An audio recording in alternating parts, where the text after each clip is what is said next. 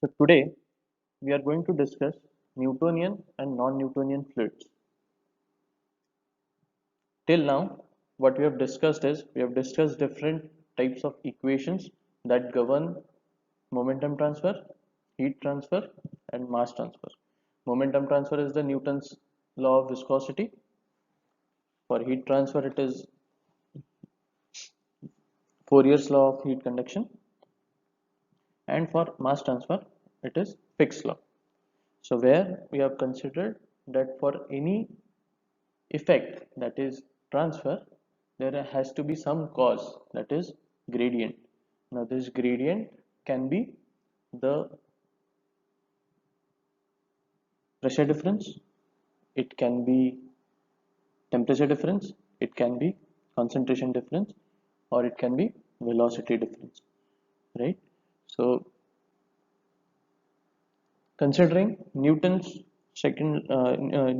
law of viscosity, the fluids that obey to Newton's law of viscosity has to be Newtonian fluid, and some fluids which do not obey second law Newton's law of viscosity, then it is termed as non-Newtonian fluid.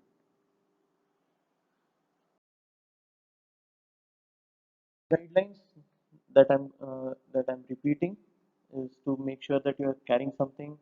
The PowerPoint presentation has got recorded voice, so please use headsets for better voice quality. Make sure you have got the latest update of Microsoft Office. However, older version can also serve the purpose. Feel free to contact me in case of any specific queries, right? And then there are certain home precautions that you have to take due to the ongoing pandemic. That is, you have to wash your hands regularly, especially with soap and water. Avoid unnecessary exposure to an ill person.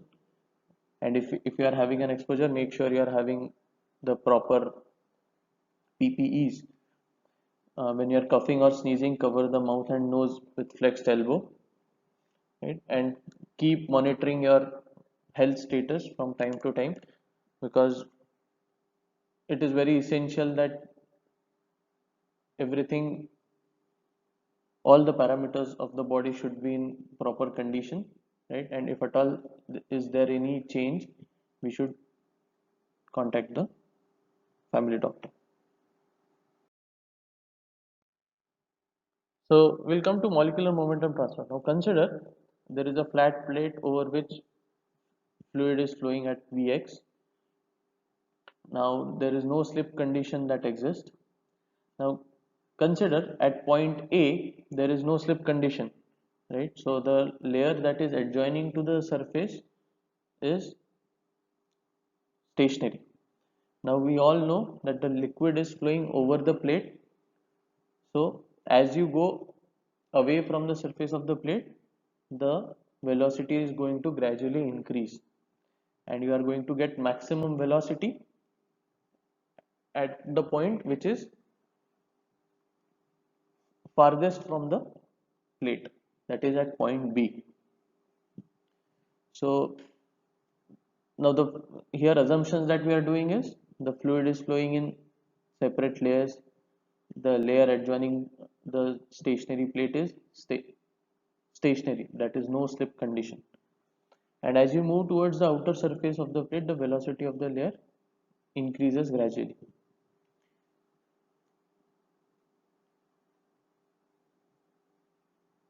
Another important thing over here is, now obviously uh, the momentum tau yx is equal to minus mu dvx by dy. Now what does this yx indicate? Now this is very important to represent a particular tensor quantity. This tau yx means it is the momentum, the principal direction of the momentum is in x direction, and the momentum is transferred perpendicular to that x direction, that is y direction. This is the significance. So tau yx signifies the change in momentum which has got a direction in x direction, but the change in momentum is happening to the direction perpendicular to the principal direction of momentum, that is y. So that is tau yx is equal to minus mu dvx by dy. Now there are two kinds of surfaces over here. One is solid liquid surface, which is at point A, and another is at point B, where there is liquid and gas interface. Now as we are seeing that there is no slip condition, so this condition prevails at the solid and liquid interface, correct? Now there is significant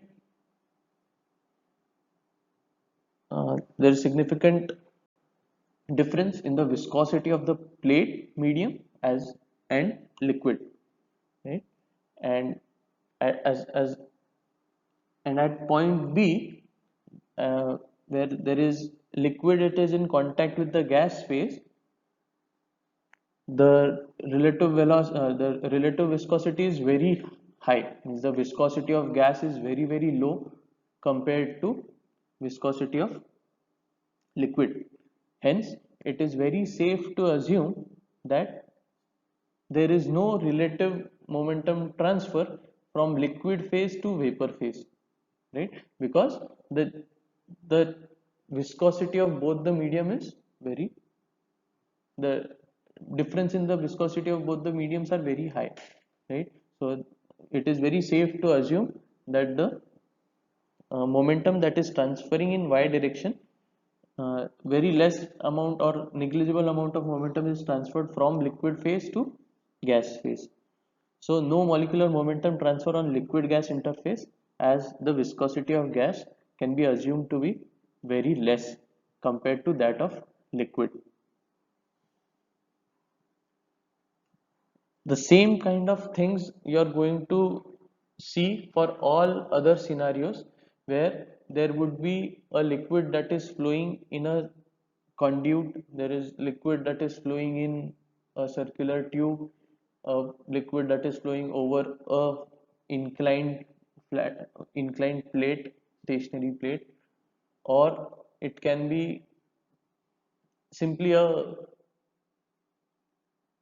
liquid that is flowing up and it is oozing out on the outer surface of the pipe.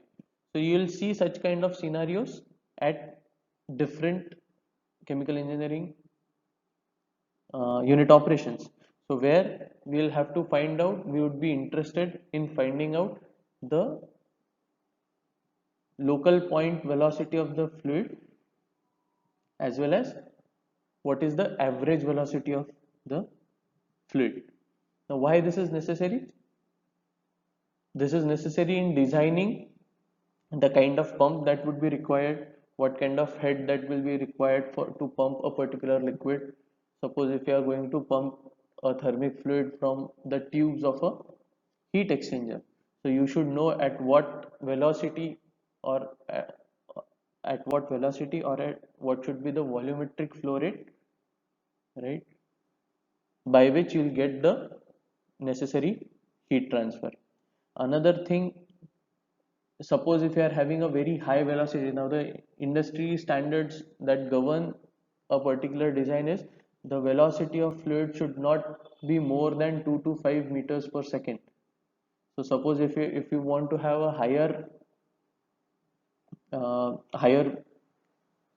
volumetric flow rate, so you'll have to increase the diameter of the pipe so that higher flow rate can be achieved and the velocity is also not exceeding the bracket that is specified. So this kind of scenarios you are going to address at every point, wherein you would be more interested in finding out the local point velocity, local point temperature, or local concentration.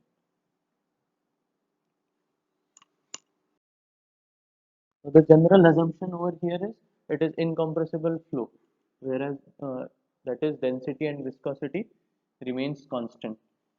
By this, what is the meaning of this incompressible flow?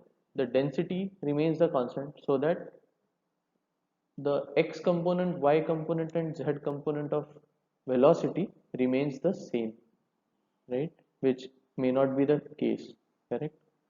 Another thing is laminar flow, that all the fluid is flowing in parallel layers, right? So there is some shear stress that is generated, and the Newton's law of viscosity that we have already covered. Again, another thing is steady state condition is achieved, right? The entire process we are studying at a steady state, because in the initial phase where things are changing with time, it is very difficult to have a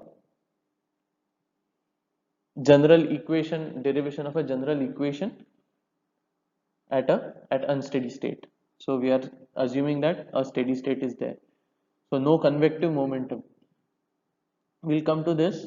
What is convective momentum in more detail in uh, the general shell balances that we are going to take. There is no effect of the end or the geometry of the plate. Now, obviously, if you see, if there is a liquid which is flowing, the case where the case where at x equal to 0, that is the edge of the plate, the conditions would be different than at some x where for a very long plate where a steady state has been achieved, at some x is equal to delta x, the condition at that point and at the condition at the start of the plate would be very different. Another thing is flow is fully developed. We'll come to the boundary layer concept, wherein you all know that as you go away from the surface, the velocity goes on increasing, right? So there would be some laminar conditions that will be prevailing nearer to the plate, and as you go away from the plate, there is a chance of eddy formation that might happen, right? And it would cause turbulence. So we are assuming that the flow is fully developed.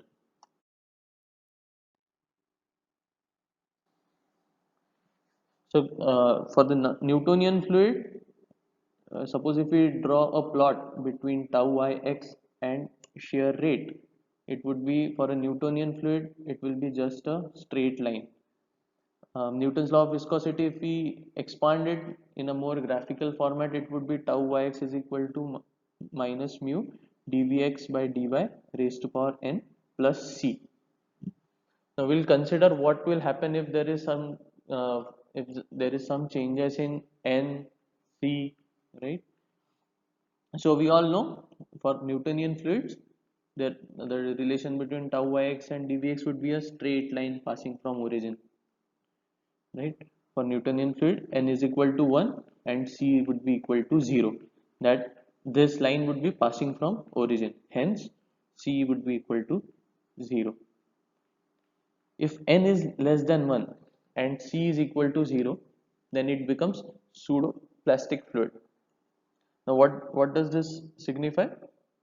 Pseudo-plastic, it is also termed as shear thinning. In this particular kind of fluid, as you go on increasing the shear rate, the tau, the shear stress after a point becomes more or less constant. Correct? So this is called as shear thinning. If n is greater than 1, it is called as dilatant fluid. This is also called as shear thickening. These kinds of fluid, if you put more shear rate on it, the shear stress will go on increasing rapidly. Of course, for C greater than 0, there will be some predefined amount of shear stress that will be required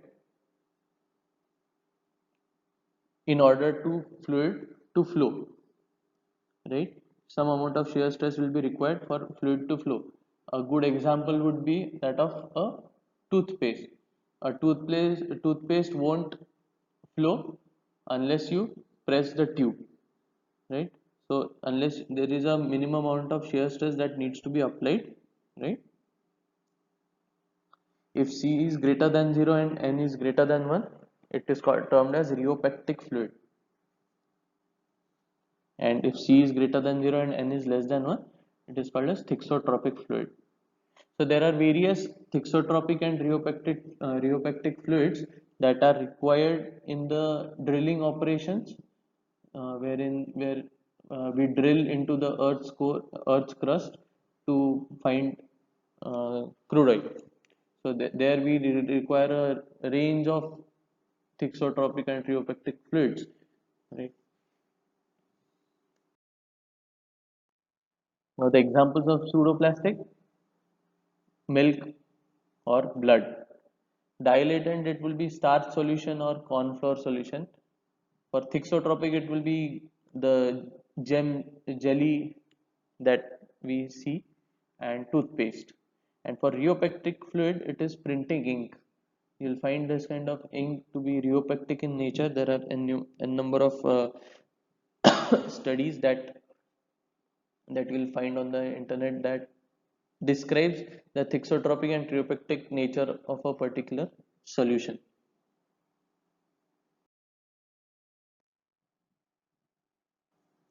Now we'll consider now what is boundary layer.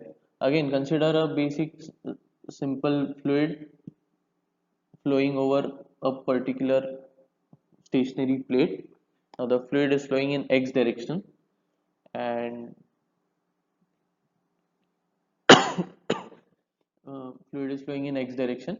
So obviously, we all know till now from the discussion that we had till now, at the layer which would be adjoining to the surface will be very will be stationary, right? And as you move away from the surface, it will go on,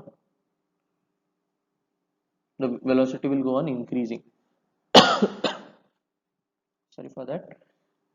Now as the boundary layer forms, the it can be divided into three parts. First is laminar, transition, and turbulent.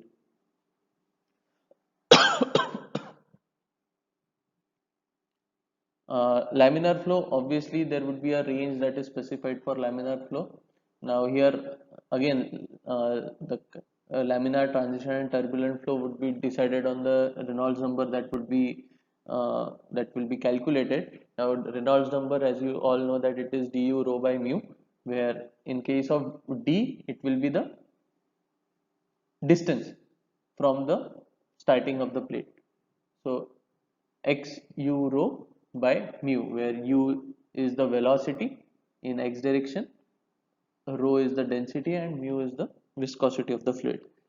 Now boundary layer thickness is the distance away from the surface where local velocity equals to 99% of the bulk velocity.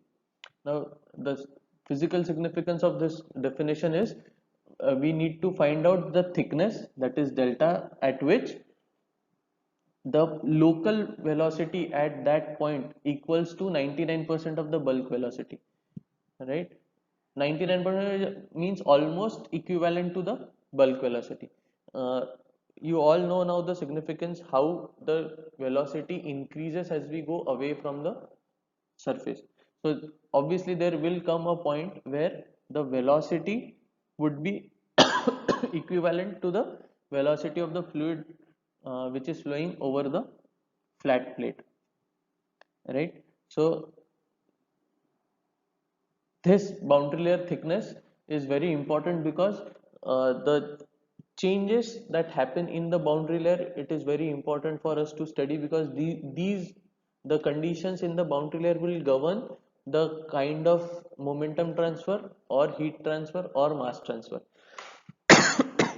So there has to be some mechanism, because after that particular delta, the velocity would be equivalent to the bulk velocity.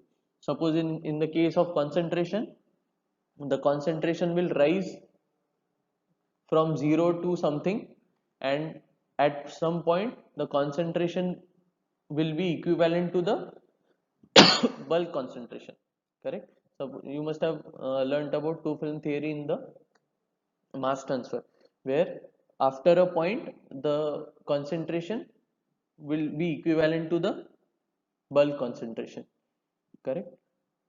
Similarly, temperature, there will be a gradual increase in the temperature, right? and at some point the temperature will be equivalent to the temperature of the bulk body, correct? So understanding how thick is the boundary layer is very important, and that's why we are saying that once the entire flow is developed, after that only we are doing all the analysis, correct? Now boundary layer, again it is divided into three types: laminar layer, transition layer, and turbulent layer.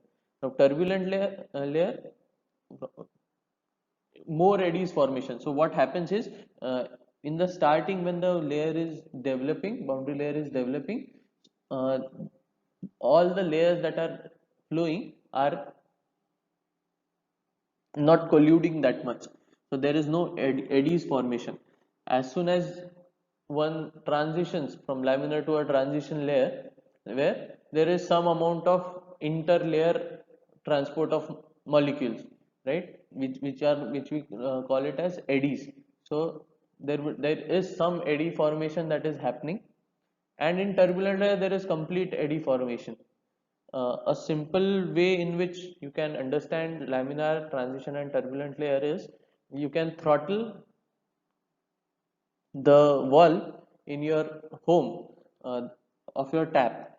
If you throttle a bit, there is higher turbulence that is created. If you open the tap completely, you'll see less amount of turbulence that is happening. In the similar fashion, if a fluid is flowing over a plate, there will be a point where laminar condition exists. There will be a point where transition condition exists, and there will be a point where turbulent condition exists. Uh, for this course, we are just assuming that everywhere there is some laminar flow, right? Because the equation changes if you convert from a laminar condition to a more turbulent condition, where convective momentum will also come into the picture, correct?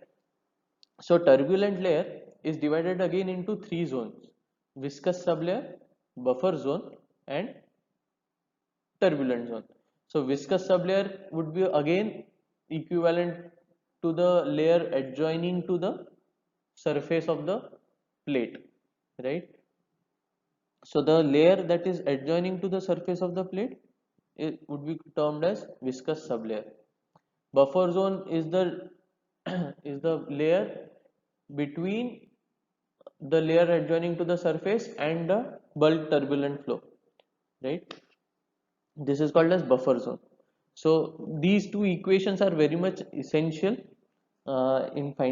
these two are very much essential from a gate perspective as well, wherein you will be asked to find out the boundary layer thickness at a certain point x on a flat plate, for a fluid that is flowing over a flat plate with some certain dimensions, right? And you have to find out what would be the boundary layer thickness. So for laminar layer, it is termed as del by x is equal to 5 upon under root re, and for turbulent layer it will be del by x is equal to 0.385 upon re raised to power 0.2. So in all these conditions, you have to first find out, based on the geometry of the shape and the fluid properties and its flow, and you have to find out what would be the boundary layer thickness. In the next class, we'll be discussing more about the shell momentum balances, how we have to take shell momentum balance, right? Uh, if you have got any doubt regarding this particular session, you can always contact me. These are my contact details. You can shoot a specific email also, so that it will be easier for me to address each and every query that you may have. The kind of uh, course that we are looking at is a very complex course, but if you have got a better idea about what is happening, how it is happening, it becomes easier to formulate a particular equation, and then again at the end it will be just a once an equation is formulated, you have to just solve that equation using various mathematical tools, and you'll be able to get. Another important aspect of this particular subject is more more equations that you are seeing is all phenomena logical step, right? Means what are these? These are these equations you won't find a concrete you won't find a concrete derivation for all these equations. These equations are derived, or these are observed findings.